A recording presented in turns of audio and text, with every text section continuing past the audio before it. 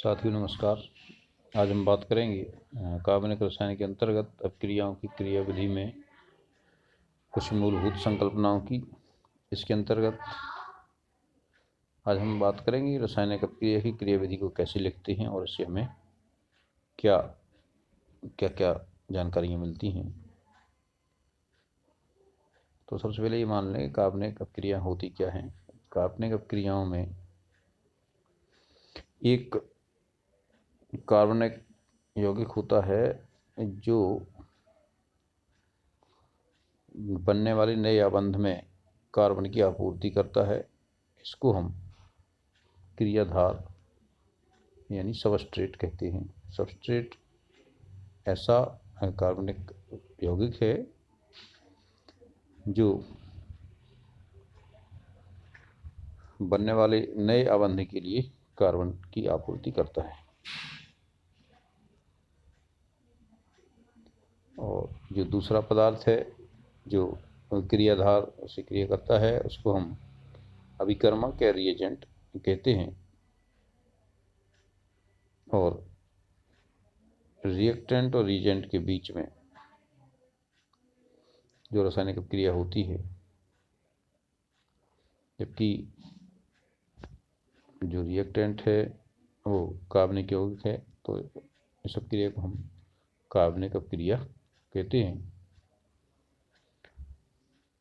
यदि किसी अपक्रिया में दोनों रिएक्टेंट यानी जो दोनों भाग लेने वाले पदार्थ हैं और दोनों कार्बन की आपूर्ति करते हैं, तो इनमें से जो मुख्य अणु होता है वो क्रियाधार के रूप में माना जाता है। अब अपक्रिया की क्रियाविधि क्या होती है, देखिए। चूँकि अपक्रिया में कुछ बंध टूटते हैं, कुछ नए बंध बनते हैं,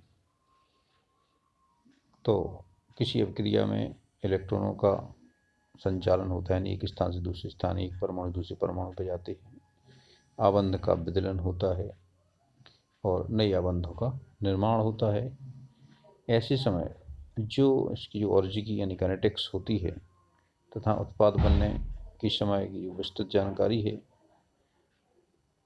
उसका क्रमबद्ध अध्ययन उस अपक्रिया की क्रियाविधि कहलाता है। अर्थात किसी अपक्रिया में इलेक्ट्रॉनों का संचलन, आबंध विदलन, आबंध निर्माण के समय की और्जिकी, उस उत्पाद बनने के समय की विस्तृत जानकारी और क्रमबद्ध अध्ययन उस अपक्रिया की क्रियाविधि कहलाता है। अर्थात इसमें जो दो तीन मुख्य बातें हैं वो ये हैं कि अपक्रिया में कौन कौन से बंध टूटते हैं और उसमें कौन से नए बंध बनते हैं, और बंध टूटते समय और बनते समय इलेक्ट्रॉन किस दिशा में जाते हैं और ये क्रिया कितनी तीव्रता से होती है। ये सारी चीज़ें क्रियाविधि से हमें मालूम चलती हैं। क्रियाविधि की सहायता से हम यौगिक की क्रियाशीलता समझ सकते हैं और जो नया कार्बनिक यौगिक है उसके संश्लेषण की रूपरेखा तैयार की जा सकती है।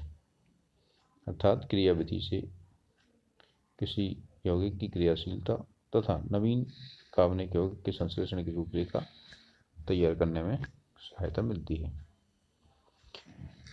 अब कार्बनिक अपक्रियाओं में होने वाले कुछ घटनाओं की चर्चा एक एक करके करते हैं। पहला तो जो बंध टूटते हैं उनका विदलन कैसे कैसे हो सकता है। तो आइए सबसे पहले बात करें संयोजक आबंध के विदलन की, यानी आबंध किस तरह टूटता है। ये दो प्रकार से संभव है, एक तो विषम अपघटनी विदलन और दूसरा सम अपघटनी विदलन। विषम अपघटनी विदलन यानी हेट्रो, इसको हम ऐसे मान सकते हैं कि यदि कोई दो तत्व हैं आपस में संयोजक बंध जुड़े हुए हैं, दो समूह जुड़े हुए हैं, इनके बीच का ये बंध जब टूटता है तो जो साझे के जो दो इलेक्ट्रॉन होते हैं वे यदि किसी एक परमाणु के पास चले जाते हैं तो इसे हम विषम अपघटनी विदलन कहते हैं।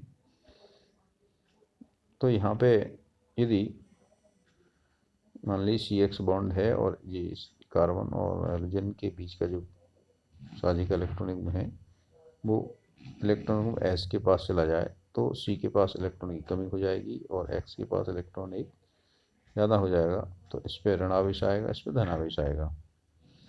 तो जो एक परमाणु है इस पे 6 इलेक्ट्रॉन होते हैं, षष्टक होता है, और दूसरे पे अष्टक होता है, 8 इलेक्ट्रॉन होते हैं।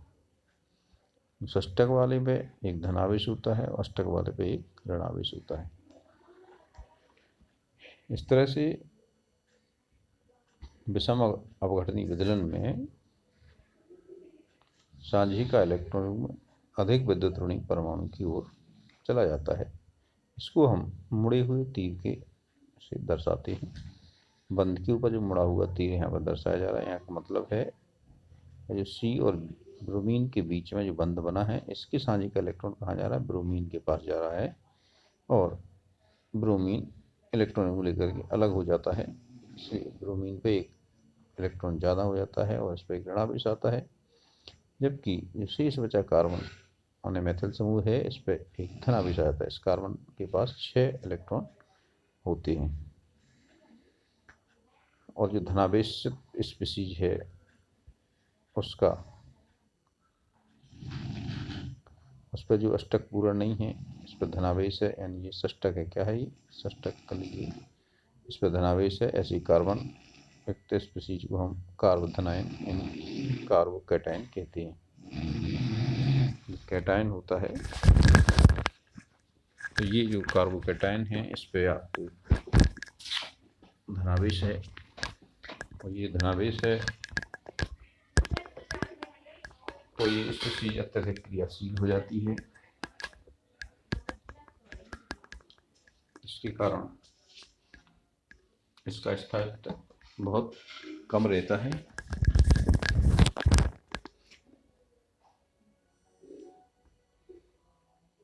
ये जो कार्बोकैटायन है यानी कार्बोधनायन है, ये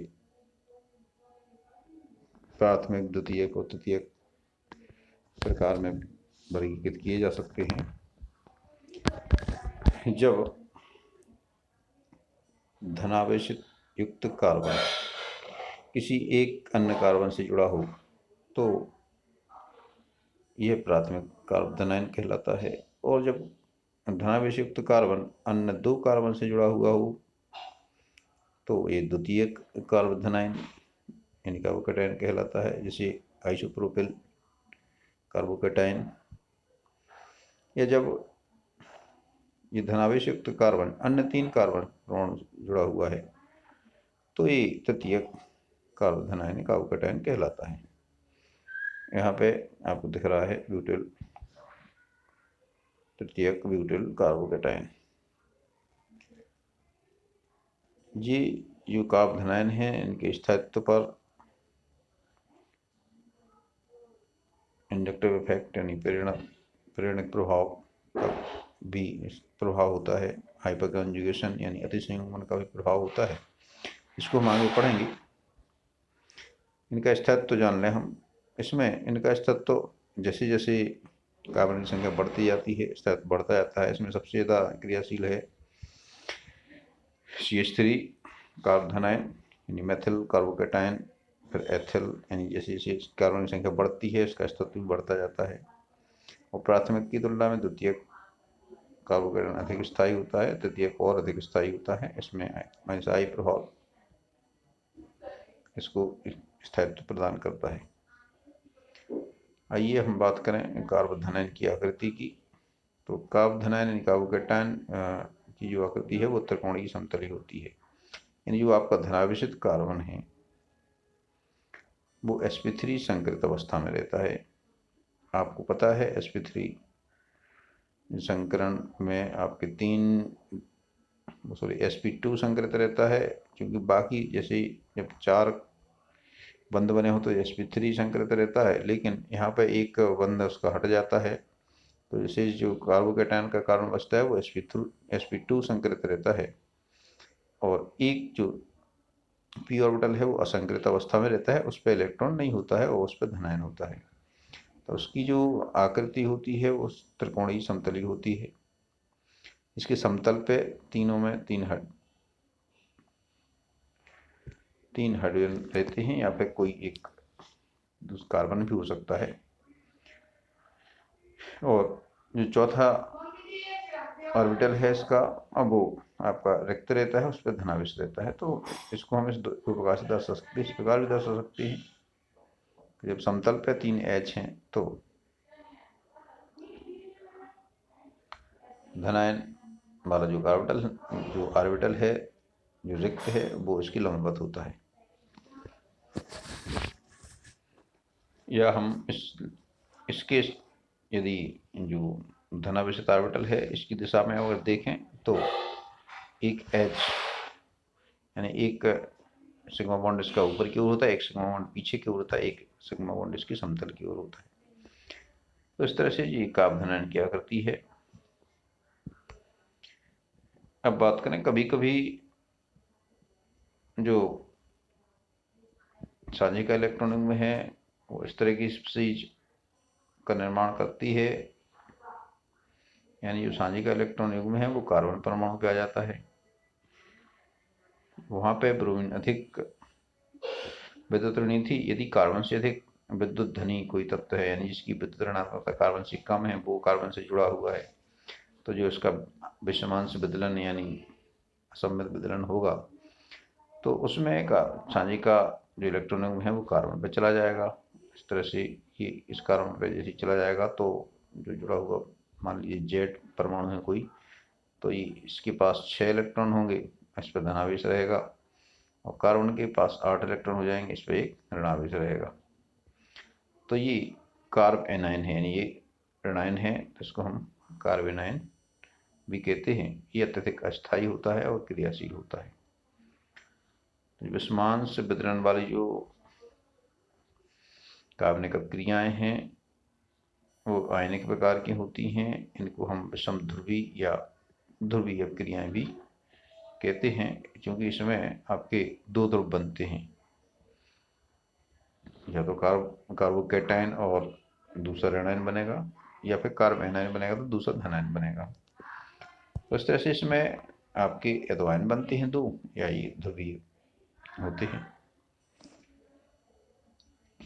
अब एक दूसरे प्रकार का विदलन भी संभव है, यानी समापघटनीय विदलन या समांश विदलन, जिसमें साझिका इलेक्ट्रॉन युग्म दोनों परमाणुओं के पास एक एक करके चला जाता है, यानी युग्म टूट जाता है और एक एक इलेक्ट्रॉन दोनों परमाणुओं के पास चला जाता है। ऐसे में जो अभिकारक हैं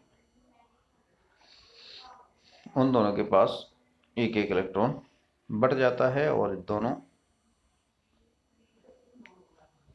मुक्त मूलक की तरह कार्य करते हैं। ये मुक्त मूलक भी अत्यधिक क्रियाशील होते हैं, यानी ये दोनों उदासीन होते हैं, लेकिन इनके पास एक एक इलेक्ट्रॉन होता है। इसके कारण ये एक्टिव होते हैं, क्योंकि किसी के पास एक इलेक्ट्रॉन की कमी होगी, किसी के पास एक इलेक्ट्रॉन अधिकता होगी, इनकी पूर्ति किसी के पास नहीं है, अष्टक किसी का पूरा नहीं होता है।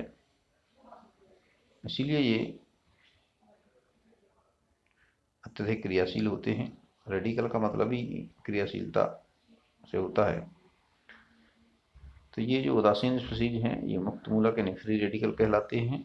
ये भी अत्यधिक क्रियाशील होते हैं। इनके लिए, इस समांश वितरण के लिए समानता या तो फोटोन की एनर्जी का उपयोग होता है, या फिर ऊष्मीय ऊर्जा का उपयोग होता है। जिस तरह से RX बॉन्ड है मान लीजिए, तो ये इसका जो समांश वितरण होता है तो R मुक्त मूलक बनेगा, एक एल्कल मुक्त मूलक बनेगा, एक X मुक्त मूलक बनेगा।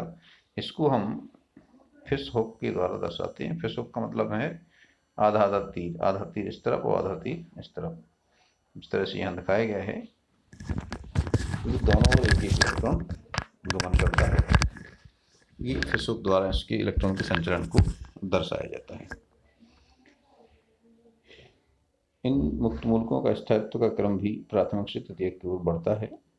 इसमें जो प्राथमिक मुक्त मूलक है वो कम क्रियाशील है, द्वितीयक मुक्त मूलक उससे अधिक क्रियाशील है, तृतीयक मुक्त मूलक उससे भी अधिक क्रियाशील है। इनसे होने वाली अपक्रियाएं मुक्त मूलक यानी समध्रुवीय या अध्रुवीय अपक्रियाएं कहलाती हैं। ये आपका सस्मिक बंध का विदलन हो गया। ये 2 प्रकार से हो सकता है, आप इसको जान चुके हैं। या समांश वितरण होगा या विषमांश वितरण होगा। समांश वितरण में मुक्त मूलक बनता है और विषमांश वितरण में कार्बोकैटायन बनता है या कार्बोएनायन बनता है। कार्बोकैटायन कब बनेगा? जब अधिक विद्युत ऋणात्मक परमाणु उसके साथ जुड़ा होगा तो वो कार्बोकैटायन बनेगा, और जब कम विद्युत ऋणात्मक कार्बन के साथ जुड़ा होगा तो कार्बोएनायन बनेगा। कुछ परिस्थितियों पर निर्भर करता है। आइए अब बात करें अभिकर्मकों की।